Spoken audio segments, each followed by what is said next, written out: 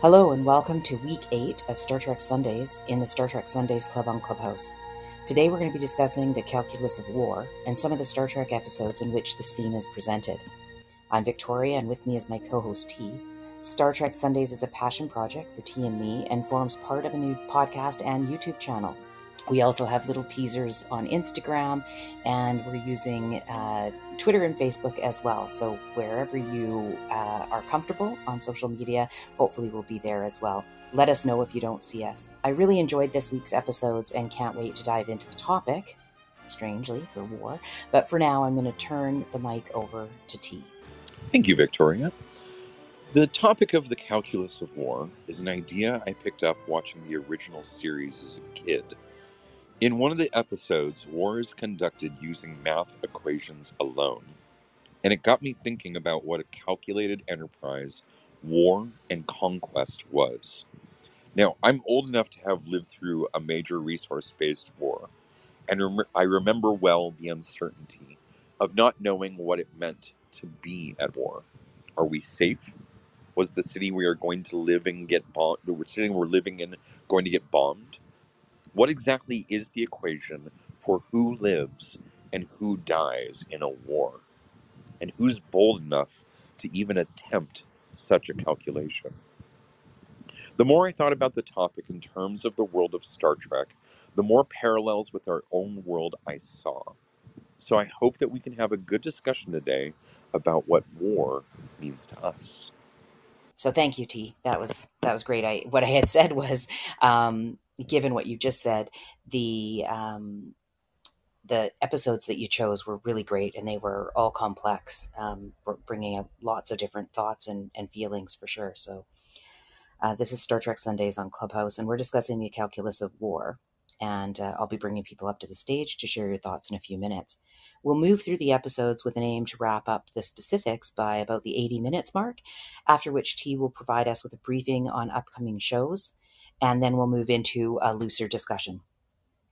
T, let's start with a taste of Armageddon. Can you provide a summary of the episode to remind those who didn't get a chance to review it what that was about and what we saw? And then I have a few questions for you. Definitely.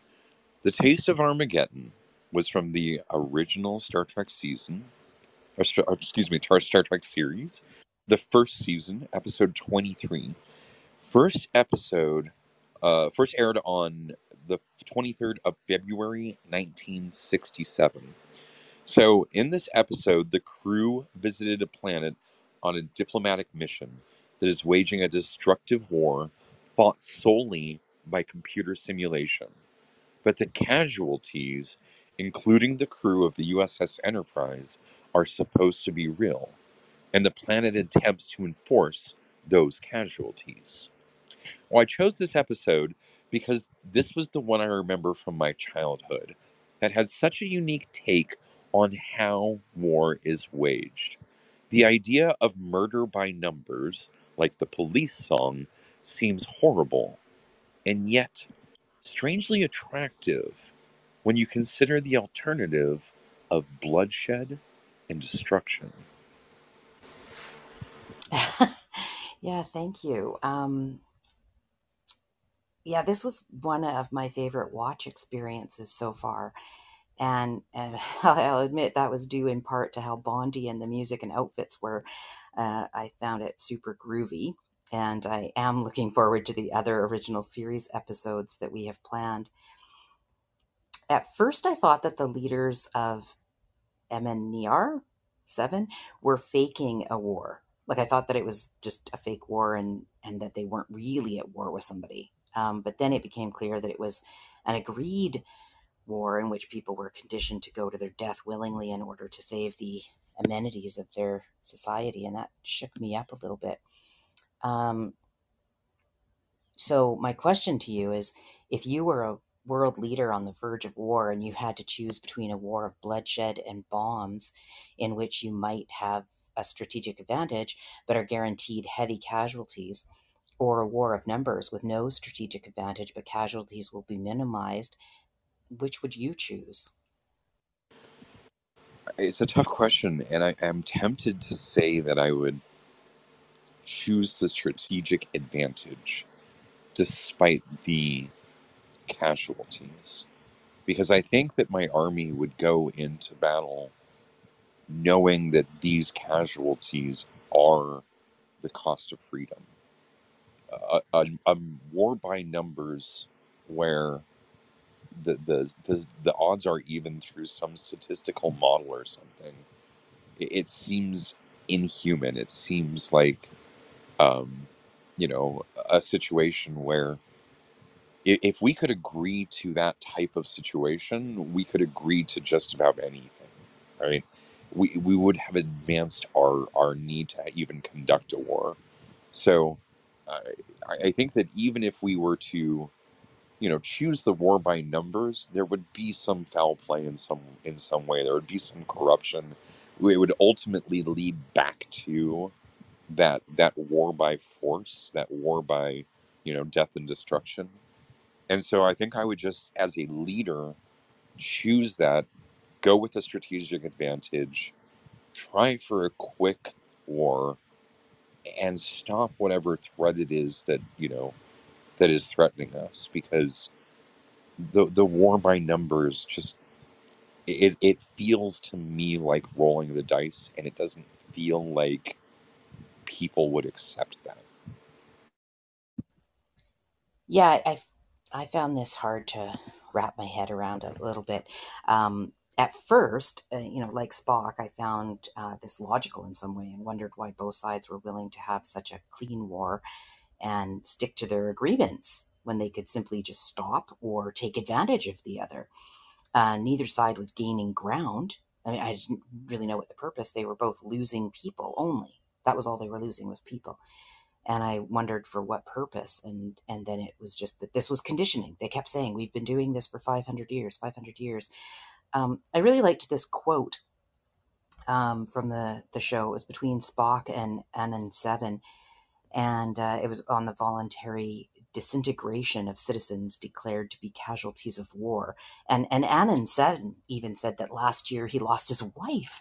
It blew my mind, but uh, Spock says there's a certain scientific logic about it. And Anan 7 says, I'm glad you approve. And Spock says, I do not approve, I understand. And that really, really hit me. Um, it still is shocking to me, but it was supposed to be. These episodes are supposed to make us think, and supposed to make us wonder about these things. So I just this whole I do not approve, I understand. I wondered if that struck you the same way it did me. It was absolutely one of the most critical pieces of the writing, because I think there were some really important quotes in here in which the writers were highlighting how we need to think about our actions, how we need to consider why we're going to war, how we can stop ourselves from going to war, how can we better accomplish our goal without killing each other. And I think that was what Spock was really trying to highlight in a good way. Is he was saying, I don't approve, I understand. He isn't saying that he thinks that they are, they're doing the right thing, but they are doing something that he understands what they're doing. And I think that, the point that he was trying to make was that I don't approve because I think that there are better ways of going about it, you know? Yeah, I really encourage those who are following along and haven't watched the episodes to even go back and watch the episodes after these discussions we have, because when we go into these episodes thinking about this theme, it really does put a spin on it. And you really appreciate the writing, I think, a little bit more in many ways. And so certainly it's fun to watch before these shows or these podcasts, but go ahead and watch them afterwards, and then let me know in the back channel or comments or whatever about what you thought about it. because I really love looking at them with this specific topic in mind. Welcome to the stage, Sean and Steve and the director and Charlotte. When you came up, I did mute you right away. And certainly we want to get everybody's information. If you do have an issue with using a mute button for whatever reason, let me know and you can stay unmuted so long as there's no background noise. So I'll put this question to the rest of you as well. And ask if you remember the episode. But if you were a world leader on the verge of war and you had to choose between a war of bloodshed and bombs in which you might have a strategic advantage but are guaranteed heavy casualties, or a war of numbers with no strategic advantage but casualties will be minimized, which would you choose? Let's go to you, Sean, first. Thank you, Victoria. I do remember this episode. I thought it was quite clever. And I thought, wow, what an interesting way to have a war. No messy bombing of buildings like we did in World War II, where we just blasted the German cities to the point where they couldn't hold the war anymore and, lost. But again, and I agree with what Spock said. I understand what he said and what the writers had Spock say in this episode. But you would think that, hey, if you can agree and be at peace with each other to follow the constraints of the computer picking out where the next hit was and where the people were going to be killed that had to go to the chamber to be annihilated, why couldn't you just agree not to have the war in the first place?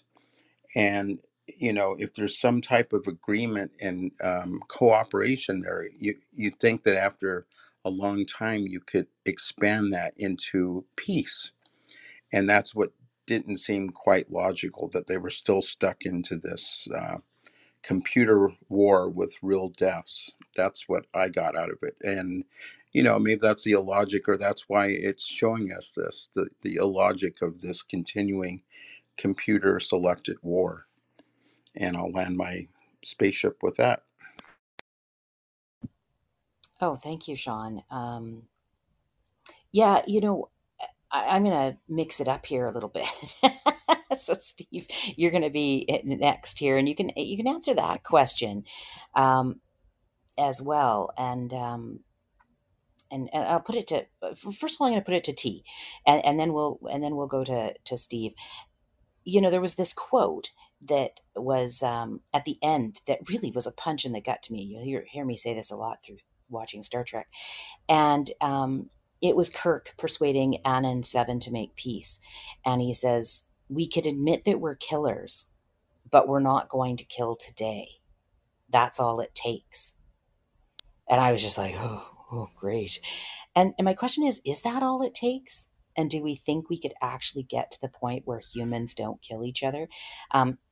Certainly in this situation, because they had already been agreed that they wouldn't do anything else except just agree when they were going to kill people. How they did that, I don't know. But T, I wonder, is that all it takes? And then I want to move to Steve, the director, and Charlotte, and they can answer either of those questions or a mix of both. Yeah, there's actually a concept in game theory called Pareto optimality, in which the deal can't be changed without negatively impacting some party of the deal, right? So when Pareto optimality is achieved, there's no better solution that's not going to take away. There might be a better solution, but it's going to take away from somebody else, right?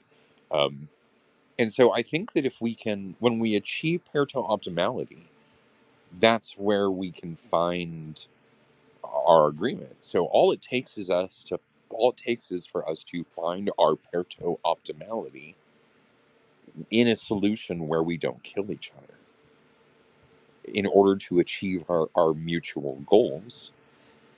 And now we can start to move forward. There's obviously going to be, you know, crooks and killers in the small, right? But I think that that's what is required to stop the armies from marching against each other. That's what it requires to stop, the bombs from dropping on cities, as it were. is it requires us achieving Pareto optimality on the side of no killing. And so, yes, but it's hard. It's a tricky thing to do. That Pareto optimality, when people aren't dying, might not exist, right? It might always be the case that somebody feels like they're going to get a better deal by killing someone, right? And they might feel that that's going to take away less in order to give them more, because these people are already killers and they're already, doing their thing, and this is why we're going to war in the first place, is to stop these people. So it's always that calculus, it's always that equation, it's always that, where does the balance lie? Where can we find that solution where nobody is made happier and by changing the deal, and that's where we're going to go. And where can we find it where we don't kill each other? So Right. It's just complex. Yes. Steve, I wanted to welcome you and put those questions to you. You can respond to T as well, but if you were a world leader on the verge of Yeah, war, which would you choose? And is that all it takes? So if you'd like to answer those questions and respond to T, that'd be great. I watched the Taste of Armageddon episode. Now I've been stuck trying to watch the original Star Trek and have yet to really get through it, or even past like the first 5 episodes. But I really appreciated having this one pointed out to me to just jump ahead because it's a good one. I really like the whole concept of, okay, so there's these people who have calculated the war already as far as they're concerned, and um, they are just killing themselves off to satisfy the numbers in the computer. I feel like the writing of it must have been really difficult because I notice so much in there just exudes the contradiction, like the outright contradiction that would prove that this system would never work. It would never be a case, or at least the way it was drawn out here. Because like from the very get-go, in order to carry out this mass suicide, right, of people, you have to lie to the Enterprise and to the diplomat from the Federation, in order to get them to come down. It's like, okay, wait, but where in all of that was any effect or purpose to the war itself? Do you even remember if your war had a purpose or if you were fighting for anything important? Um, and so I am definitely one to side with Kirk on that decision. I would totally. So, first of all, the fact that it was able to go on for so long suggests it doesn't minimize casualties at all. It has a slower rate, but a longer term of constant murder. And as opposed to the short, I'm just going to go fuck shit up and see what happens kind of attitude. In fact, if your enemy is taking too much time to calculate before you make a move, Alexander the Great made a great point. Speed is the greatest virtue, especially in war. Right? So I am just much more of the look, this is what we do. To gain the advantage when it seems like there's no hope, you fuck shit up and then ruin the odds that your enemy thought they had in favor against you. So I definitely would choose the Kirk side. So the director, I'll just throw it out to you generally because I don't have to explain this stuff to you. What are your thoughts on this episode and the topic right now? I mean, I don't want to steal discordance thunder, but they pointed out that we have actuaries where we calculate the value of human loss to whether or not we will get sued and have an economic loss associated with the loss of the human. So it is a game that we play in the civilian world, more so than in the military world. But often when we go to war, there are calculations where we know roughly what our rate of exchange in the conflict will be, how many soldiers to soldier ratios, how many aircraft to aircraft shoot downs would occur, the effectiveness of our munitions on ground troops.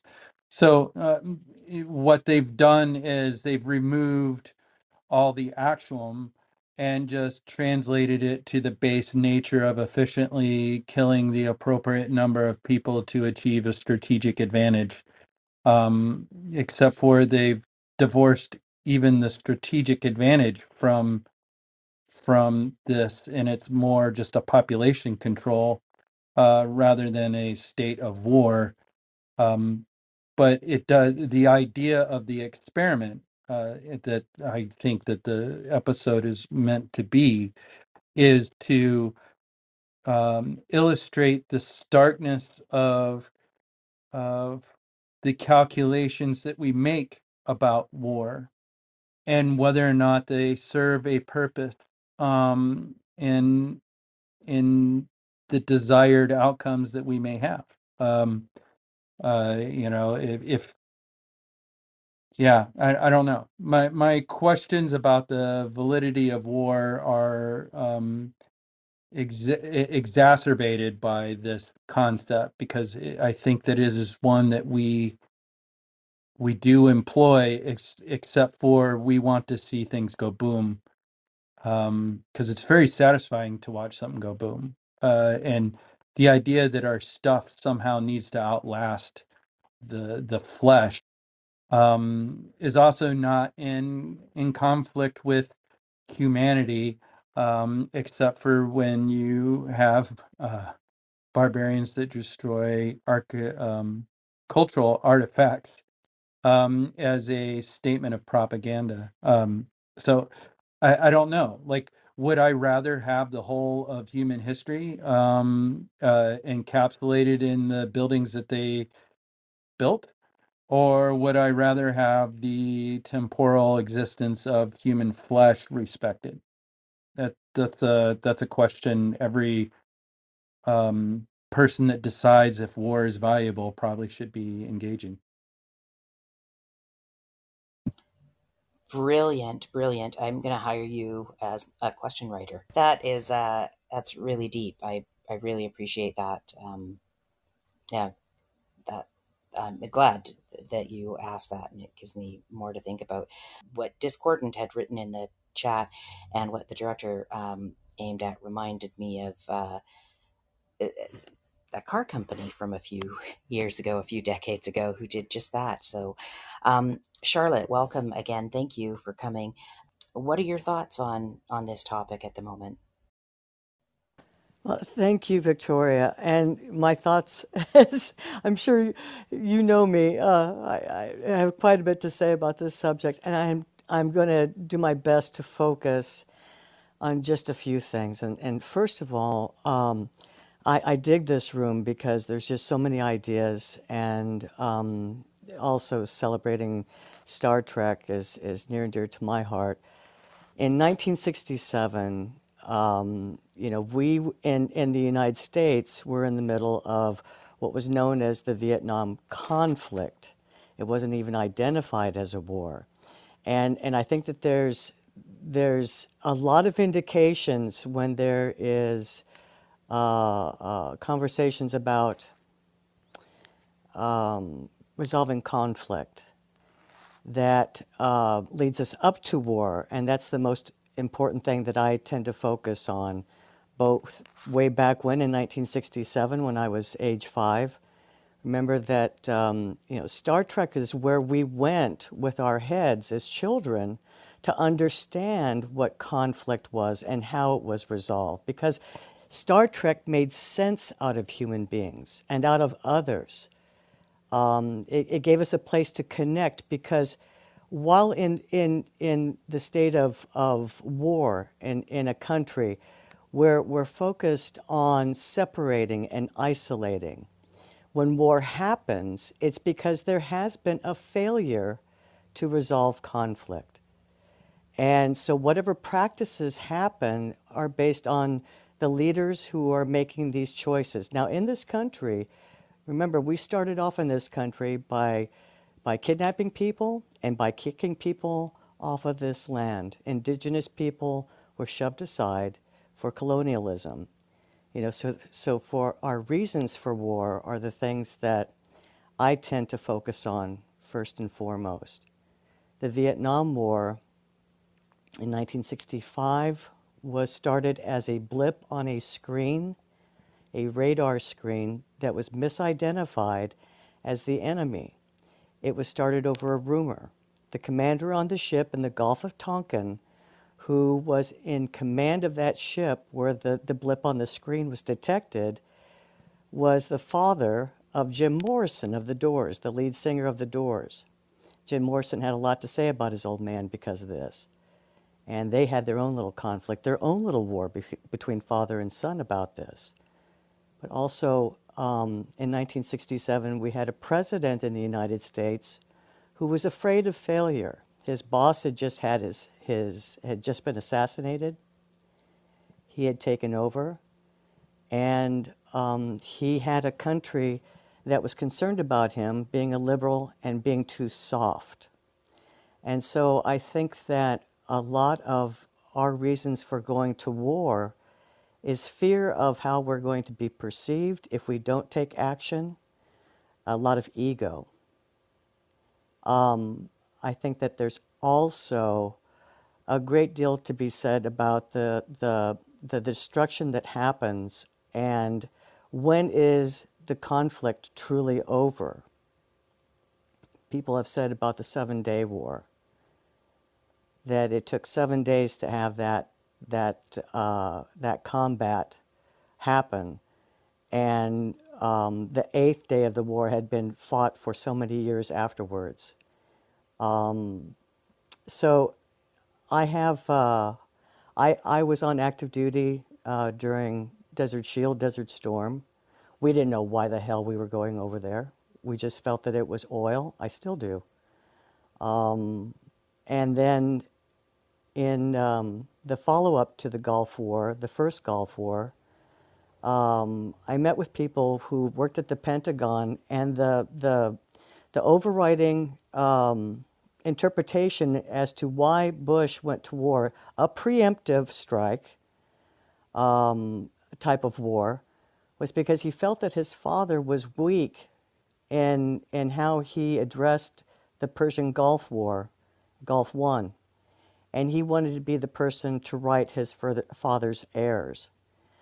I say these things today because so often we start talking about the numbers and the ground that's gained when we actually lose focus of the reasons why this conflict occurred. And so I tend to speak to that. For any other veterans, any other combat veterans, I hope that you accept my words and my interpretation of how I view this subject with the utmost acceptance that you can pull out, because when it comes right down to it, too many times wars have started over misinterpretations, over ego struggles, and the inability to resolve conflict. Now, I'm going to land there temporarily now, and I'd like to join in later on. So anyway, thank you for the opportunity to share. I'm listening. Charlotte, thank you once again for putting things in context. You have a talent for that I really appreciate in this space, and I really, really appreciate that. T, did you want to make a comment before I move on? I think it was an incredible summary and really a great, really great framing of the situation that we were in when the writers were putting this out, because I thought there was some really deep quotes. There was some really deep thoughts that went into this about exactly the type of things that you're talking about the incompetence of the situation that we were in. And so I really appreciate what you said, Charlotte.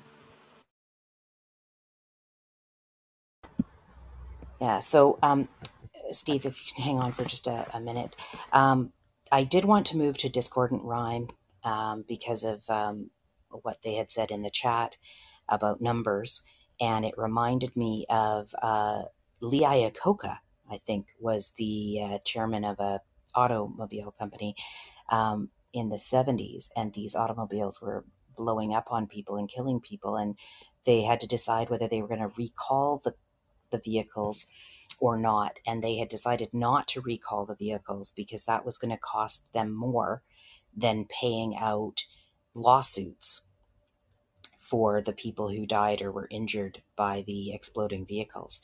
And that was really the reason I remember that is I couldn't believe it. I couldn't believe that that was the decision when I learned about this. And I learned about it after the fact. Didn't understand it while it was happening. But you're right, those calculations are made all the time. So I wanted to invite Discordant Rhyme to comment on that. And then we're going to move on to the next episode. All of this sort of flows into a bigger discussion, and it kind of will meld into it. But let's get through the episodes. I want to welcome Stooby Doo to the stage as well, and I don't want to bypass the colonialism and wars that affected that. I want to get onto that as well. So, Discordant Rhyme, if you can just talk about the numbers, that would be great. Thanks for bringing me on the stage. Is my audio all right? Yeah, you're good. Okay. I don't know that I have anything more to add, honestly. I think that the director in Charlotte expanded perfectly on my original point. And as you just said with regards to Lee Iacocca, there are plenty of examples over the last 50 years, honestly, that perfectly illustrate this kind of bloodless calculation that goes on, in certain power structures.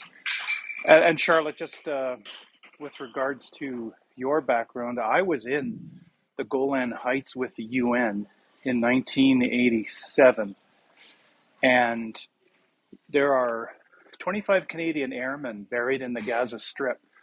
So every year, the Canadian delegation that sits on the area separate, or used to sit on the area separation between Syria and Israel, put together a collection of soldiers, and we would drive out to the Gaza Strip on November 10th so that we could have the November 11th parade to honor these dead airmen.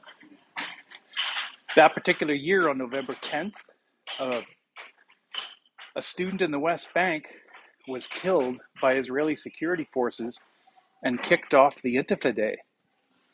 And when we were going down the street in our big, white, brightly painted UN bus, we started getting pelted with rocks by the students that were in the alleyways and on the street, because we weren't made aware. There was no social media. We had no idea what was really going on in the strip and how tempers had flared, and that they were rallying around the murder of this student for no other reason than she just tried to upset the power structure, I guess. And as we know, that situation just continues to worsen. With regards to some of the stuff that T has said, a greater meta point I also wanted to make. He talks about the writers and the ideas that they put into the dialogue.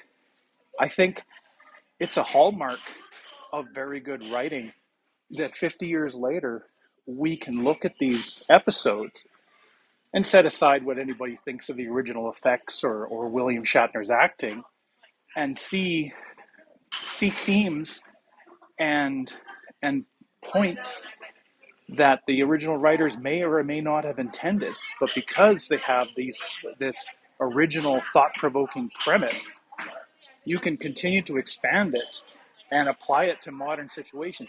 That episode is just as relevant now as it was when it aired. And that's all I wanted to say. Thank you very much for having me on stage. Thank you, Discordant Rhyme. I really appreciate that. It's funny that you say that it's relevant. I just read, I'm not the Star Trek expert here. I'm a fan, but T is the expert. But I believe there is a Deep Space Nine episode that is reference to this episode as well, called Armageddon. So we'll have to look that up and maybe bring that into a later show. Let's move on a little bit, because I'm just looking at the time, and I do want to get to some of these bigger discussions. And but we did prepare and watch a couple of other episodes.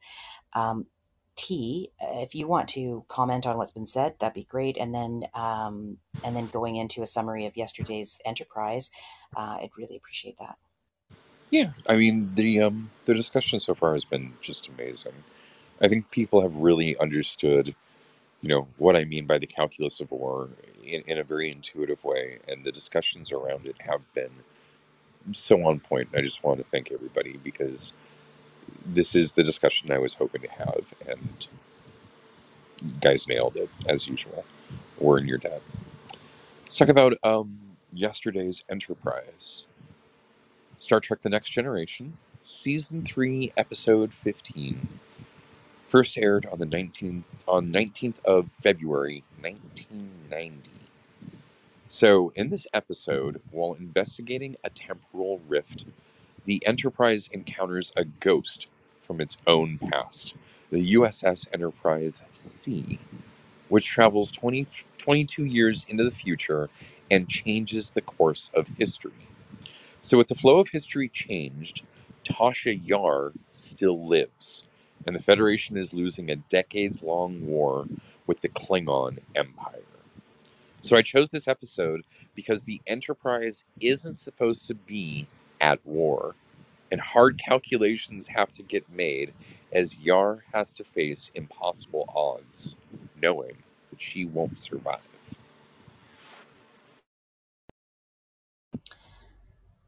Thank you. That's great. Yeah, this episode, like some of the other time travel ones, kind of does a little bit of a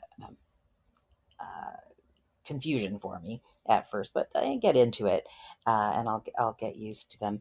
I did find that the sacrifice she made, it reminded me of looking back to when we did Sacrifice of Leadership as well, because she knew what it was going to mean.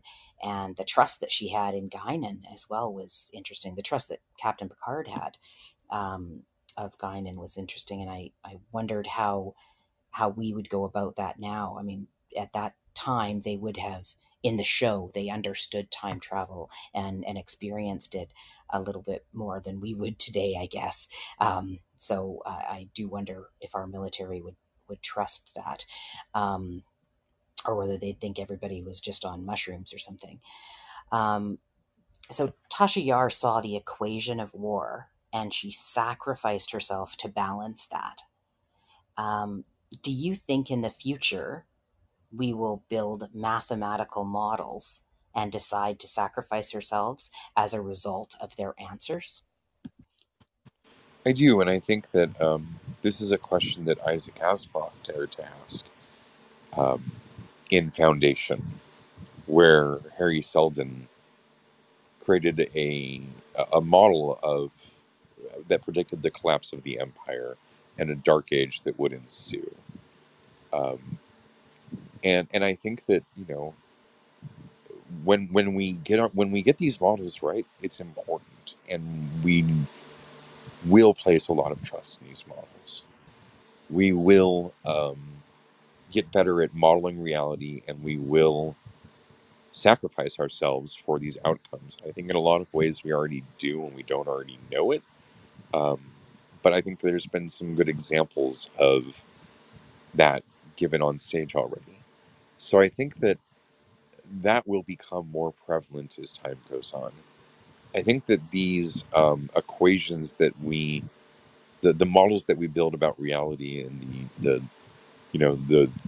models that we build about our wars and everything, and doing all of that, that will become more standard. It'll become more normalized, and I think we'll start to do something closer to war by numbers, as it was sort of radically envisioned in the first episode, where people really do go willingly into a sacrifice knowing that this is part of how the equation of war is balanced, like Tasha Yard did in the second episode. Right, yeah. When I was thinking about this, I wondered myself, but, as we get conditioned to think certain ways, um, like the people in the previous episode, were conditioned to just know this is what they need to do. It it seemed maybe people would be able to do it. It seems hard for me to understand that, and yet in our last episode when we were talking about the right to life and death, um, everybody was saying that they wanted their death to mean something. Obviously, it might not mean something if you've lived a long life and you fall, you die in your sleep. But I remember that, and I remember, Steve, you had said that you wanted your death to be meaningful. So I want to jump to you, and then maybe we'll pull in Sean, and then we'll go to Stu. But do you think in the future we'll build mathematical models and decide to sacrifice ourselves as a result of their answers? It's really great to bring it around to this, because that was I took notes this time, so I now have a list of things that I wanted to say before, related to this. Um, so to answer your question, I think there is going to be a better math for it, but I do think that the psychohistory kind of idea, I doubt it'll ever really be achieved. I think it's great T brought up foundation for that reason. It's like this idea that you can calculate what will happen in the future, um, is really preposterous, like at every angle, because there's so much chaos to predict about the future. And that'll be relevant when we bring up the third episode as well for today. Um, so I wanted to bring up earlier the quote from Kirk in our first episode that we talked about. I am a barbarian, and I intend to prove it to you. That was that was so badass. Like, I want to remember that one for a lot of future conversations. Um,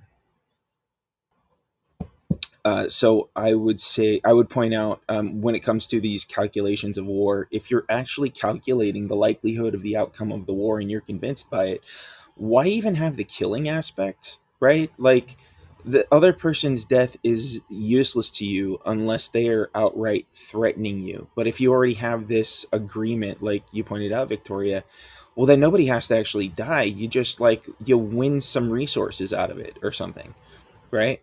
Or maybe you get to assimilate a population into your culture. I don't see why that's refused so much. Like, if you really believe in some ideology or some culture of your own, some beliefs or values of your own, then have an academy where people are able to just freely go into and assimilate into your convictions and your beliefs. And there you go. You've got more people on your side, which is always, like, human beings are a resource to other human beings. Like, we wouldn't be having this discussion about wars and societies if it weren't for the fact that people are valuable. Um, you Okay, know, I'm catching what you're throwing down completely. Um, I do want to keep this flowing, by all because I means. know you have a lot to say on it, and I'm glad that you're taking notes, because I take notes too. And we're going to continue the conversation even after I sort of wrap up the podcast part. But um, I want to know what you think about the specific question, if it's relevant to you. Do you think in the future we'll build mathematical models and actually have humans decide to sacrifice ourselves as a result of their answers? That's a big no. I don't think it'll happen at all. Like, it'll be Really? destroyed as soon as it's created. Wow. Wow. Okay, great. Thank you for that. Um, yeah, that's really interesting. Okay, great. Well, we'll get into some of the other stuff that you mentioned a bit later on as well. So thank you very much. Sean, what do you think about that question? I agree. I put the down hand, but I wasn't disagreeing with what he said. I agree. I don't think that's going to happen. Interesting. And I don't have anything really to say on this episode either. Um, I was sitting here while I was watching clips of it on YouTube, and yeah, I don't know. But the dilemma with all of these time traveling episodes is the problem that it creates having time travel, you know, and there's a conflict with the laws of physics as we currently know it. Oh yeah, there's a lot of issues here. There's a lot of issues with time travel, and Yeah. it's handled differently in different science fiction. It's handled differently in different Star Trek episodes Oh, and we'll have a seasons. whole episode about time travel, like, right? Let's Well, well, let's go well, to well. Sikwapu and Stu. We haven't heard from them at all Yeah, yet. definitely. I just want to say the one thing I was super glad that we've already got an episode on fashion coming up in December, because when they immediately went to 22 years ahead, I thought, oh, 22 years ahead, you need shiny belts. I thought that was really funny. So, but yeah, I do want to get everybody's thoughts on things. Stu, what do you think? What about the future? Will we build mathematical models and decide to sacrifice ourselves, or do you see that already happening? I'm thinking that we'll probably build computers to plan out war strategies. I don't think we'll actually get them to act them out in the way that original episode had. That because it's going to be problematic trying to convince people to sacrifice themselves. I think maybe that's what they were going for. Because I've probably been talking before I came to this room about how people are convinced to do sacrifice and to do.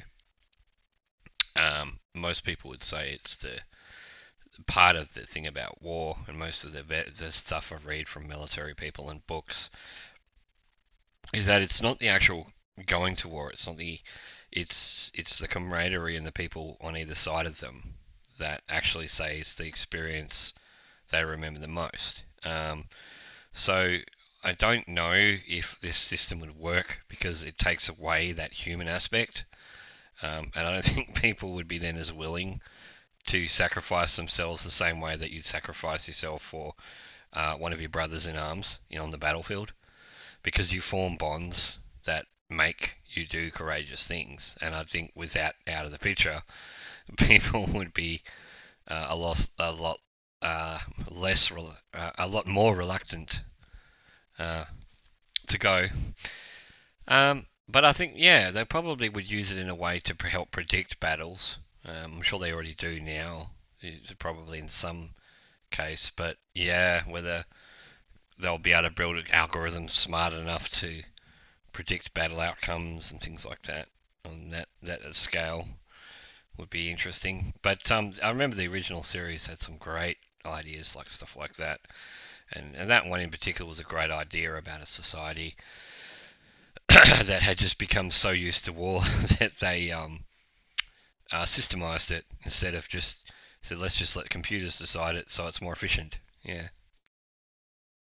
Uh, Thank you, Stu. You said a word that just triggered me when you said the word predict. That exactly leads into the next episode we watched, the final of the three.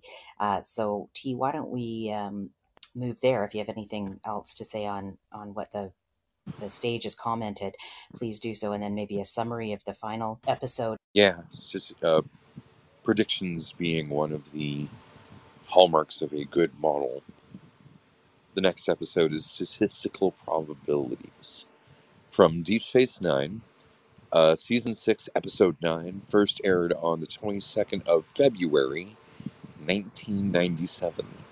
So, in this episode, Bashir helps a group of eccentric fellow genetically engineered humans try and make a useful contribution to the Federation. And the Dominion offers to sign a truce with the Federation as a result. So, I chose this episode because I thought it was a great example of how calculations can give you an advantage in war, especially when those calculations employ outside the box thinking and utilizing people's unique talents to create an advantage.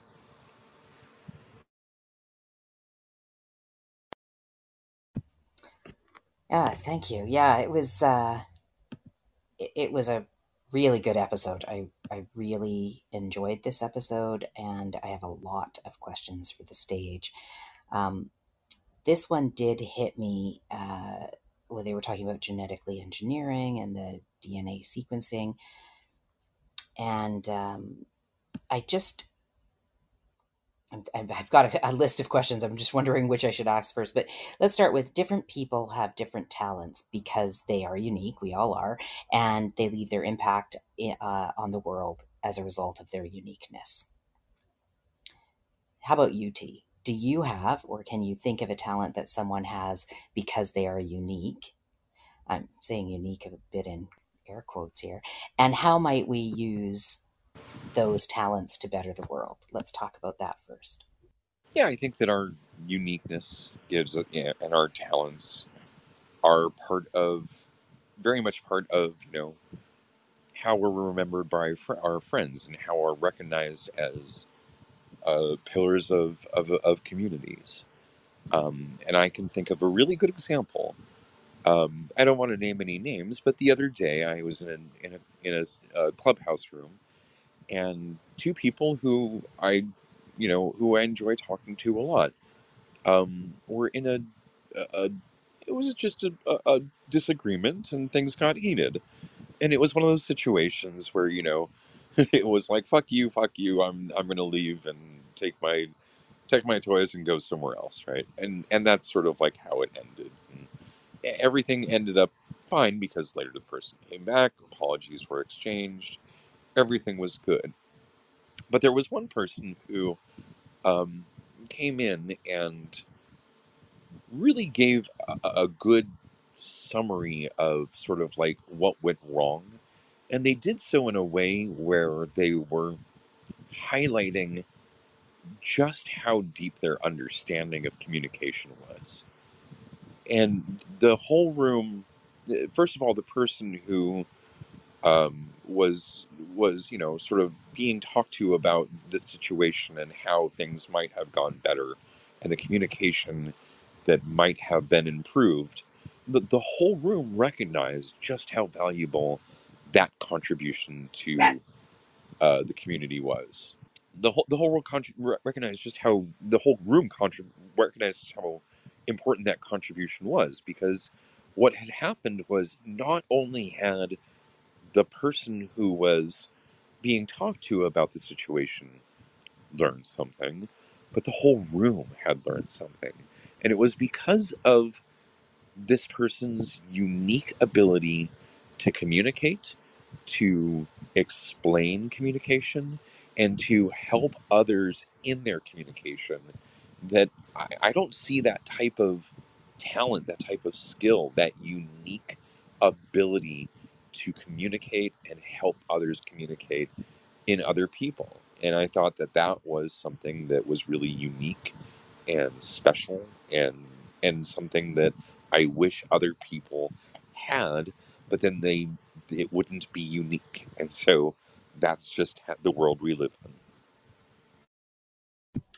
Well, thank you for that share. Yeah, we find a lot of unique people here on Clubhouse, and when we combine our talents, we get rooms like this, where we have a stage full of amazing contributors. So I'll put that question to Kyle and Ryan as well. Do you have, or can you think of a talent that someone has because they are unique, and how might we be able to use that to better the world? I also wanted to add in a little bit because we saw the doctor here advocate for this group of unique individuals who clearly had amazing talents, and I just wanted to know whether there was a time when you had wished you had an advocate to legitimize your work or claim, if you're the one with the unique talent, or if you've been able to be that person to advocate for somebody else. so and I'll just put this out there for clarity as well, because I want to be able to make sure people feel safe to be vulnerable. I was diagnosed with ADHD a few years ago, and it made sense to me. And once I went through sort of the realization that that kind of explained a bit of why I struggled, and letting go of trying to work like everybody else and instead work in a way that actually worked for me. I don't feel I have the same struggles I used to have, and I don't even wear it really as a defining feature, but I do understand different brains. And so when I saw this episode, I saw myself in each of those characters. And so anybody who's seen the episode may recognize that as well. I know that some people have seen them as extreme disorders, but I just saw them as little personality traits. So if anybody wanted to share and be vulnerable in that way, I wanted to make sure that they knew that I empathized with them. So once again, is there a time when you wished you had an advocate to legitimize your work or your claim, or have you been that advocate? And do you have, or do you think, or can you think of a talent that someone else has, and how might we be able to use that to better the world? So Ryan, do you want to answer that question? Yeah, so it's sort of a two-part answer.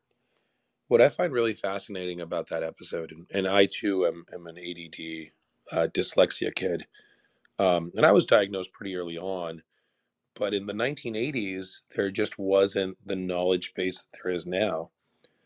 They were still trying to treat it with amphetamines, and they still do to some extent, but back then that was like just drug them up and throw them back into the fire. And so when that episode aired, I also recognized myself uh, jealous of Bashir for having the opportunity to be augmented, to be better than what he could be. And I was always jealous of that. I had always wished that I had lived in a time where my parents could have electively changed my DNA. Um, so that's part one. Part two is the acknowledgement that these folks became useful to society as a war implementation, as something to do in a war. And that aspect is a little terrifying to me, um, because it's not that we're using those people's talents for the greater good, right? It's still to some degree exploitation and what benefits the Federation. And if I'm going to be honest, like I see the criticism of the Federation from other species that seem to be very offended by it. This idea of homogeny. Like I get the Klingons and how they would look at the Federation and be like, "The fuck? Why are you trying to turn everything into vanilla?" Um, and that definitely shows, that attitude shows when it comes to how they treat augments and people that are what we would consider on the spectrum today. So yeah, I'm Ryan. I've landed. Thank you, Ryan. I really appreciate that. T, did you have any response to Ryan? Um, yeah, I mean, just incredible share, and I think you're absolutely right, Ryan. The these are tough topics, and it's one of those things where I want to recognize the bravery of just what was said on the stage here. So thank you for that. Thank you, T. I'll move to Sean now and put the question to him. You can talk about the episode, Statistical Probabilities, and just wondering if you have, or you can think of a talent that someone else has, and how we might be able to use that to better the world, or if you've had to advocate for somebody. Well, everyone, okay, contributing to our society, people have unique contributions, and people seem to be gifted with special abilities. And so when you have a community of humans that come together and decide to live under a nation or in a country and unite, then you can obviously add that to the collective, the board collective. No, I mean the collective of that particular society.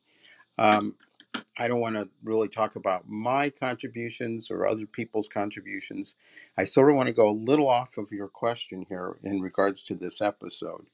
So at one point, I don't remember this episode much, but I've been reviewing it while we've been sitting here. They were going to go and try to help in the war by giving some information, which would have got them in deep kimchi treason, correct? Is that correct? That's correct. Yeah. Okay, so I'm thinking, so this made me think of Jane Fonda, and this was before all of your time, probably, but it was before my time too. I don't even remember, I remember reading about it after the fact years later. But Jane Fonda had been active in the anti war movement, in the pro Indian movement, and she decided she wanted to do something. So she actually went to, after they invited her, she went to Hanoi and went to North Vietnam in 1972 after we had been at war for many years since that Gulf of Tonkin incident, which I think was in 62 before Kennedy was assassinated. But so she did what she thought was the good thing to do. And she immediately was branded as a traitor, as, uh, you know, Hanoi Jane or whatever. And so in retrospect, she's had to apologize to the veterans because we had 58,000 Americans die in Vietnam, and I think it was a pretty useless war. Considering that our LG washing machine is made in Vietnam, it's like, what did it really do except maybe set back Vietnam a number of years? Um, it's like, so she did what she had to do at the time. She thought she was doing the right thing. She didn't get stopped from doing it. She went there. She was hated for that. And did it help in the war? I don't know. She even broadcast from Hanoi radio to the American bomber crews, please stop, do not bomb people. You're bombing farms and innocent civilians that are not even part of the war effort. And in my own family, my ex-wife's sister was married to a Vietnam veteran, and he had lots of physical problems from spraying Agent Orange on the countryside and on humans.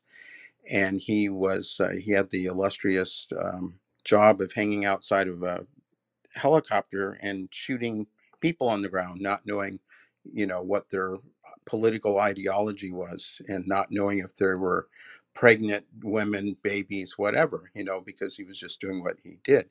And he had many bad dreams and terrible problems for the rest of his life from that. So I don't know. I was just thinking this episode might have been different if they had gone through with their efforts. And would it have helped the war? Did Jane Fonda help in the war? I don't know. It just made me think of that.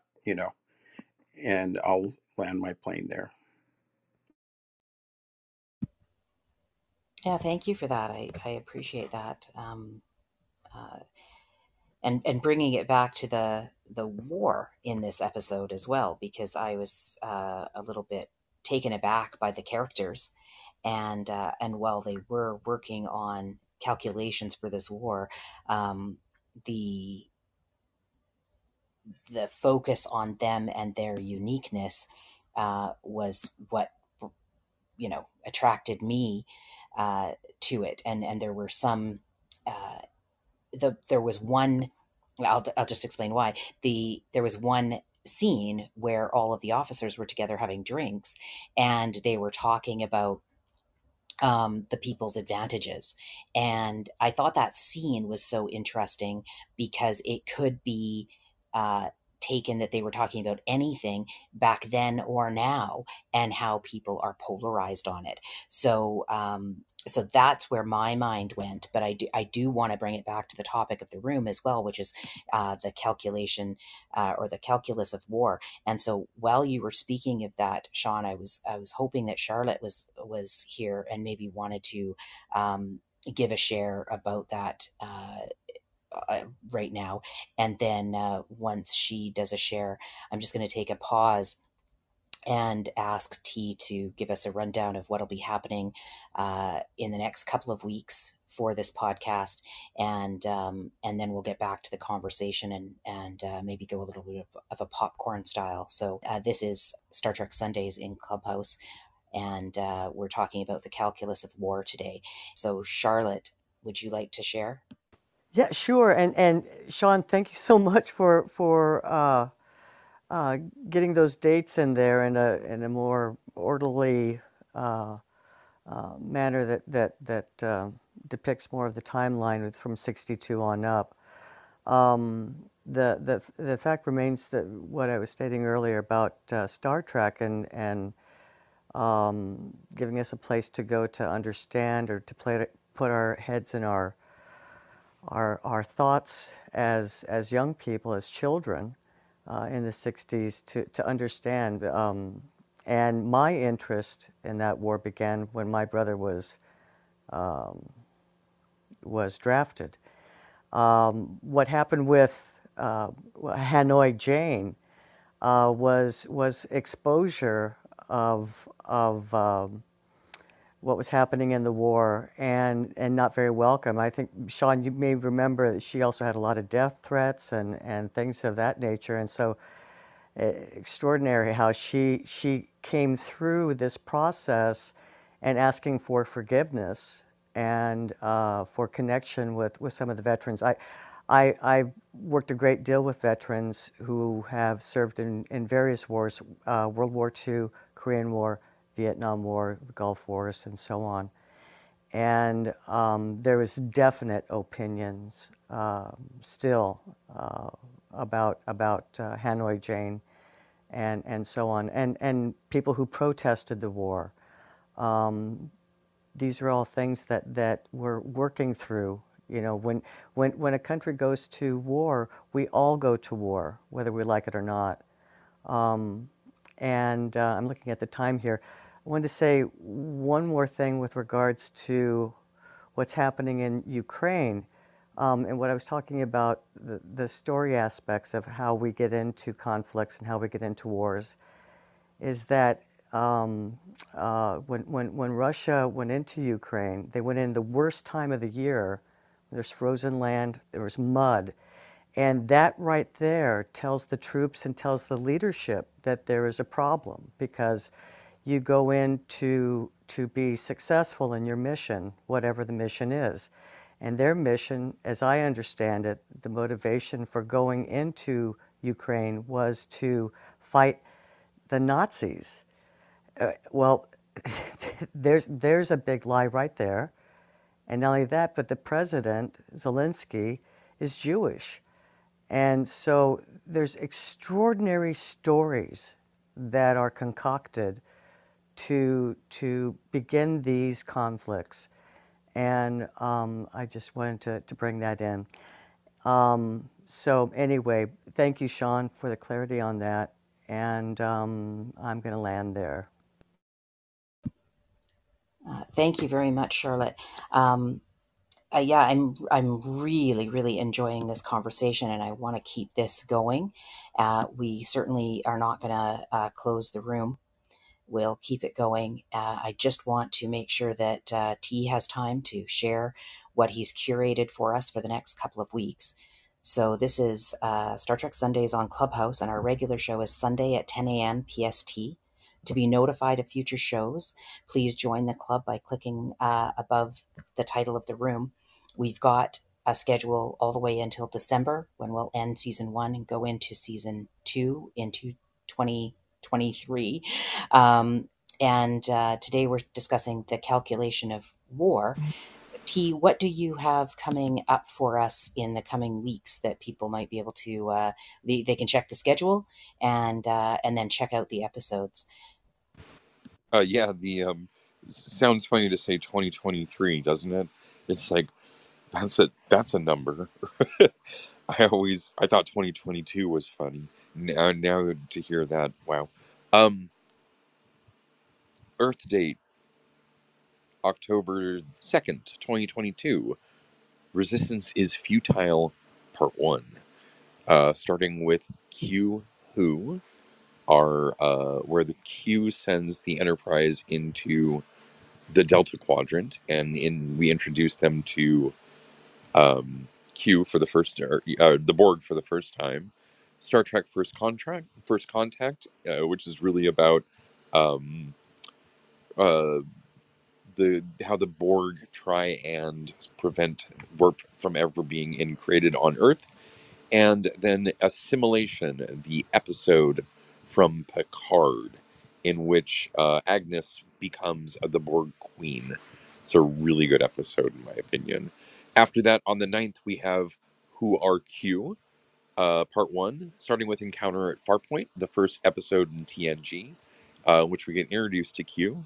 Then Hide in Q, in which Riker is given Q powers, followed by True Q, in which a girl discovers that she is actually a Q.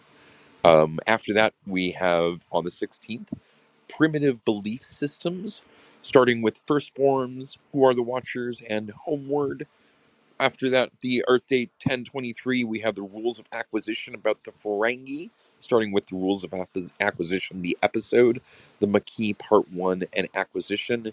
And in the end of October, on the 30th, right before Halloween, we have What's So Funny, about the humor of Star Trek, featuring Star Trek for The Voyage Home, The Outrageous Akona, and The Trouble with Tribbles. Thank you, T. I'm looking forward to these. This is great, and I really appreciate everybody who comes up on stage and sticks with us. This has been absolutely a ride. I can't believe we're done week 8, and we have thoughts and plans for going into 2023. It's absolutely incredible. So we'll end it there for the day. Thank you to Sean and Steve and Charlotte and Stu and Kyle and Ryan and Discordant Rhyme and Jamesy and Christina and everybody who's been in the chat. And we will see you next Sunday at 10 a.m. on Clubhouse.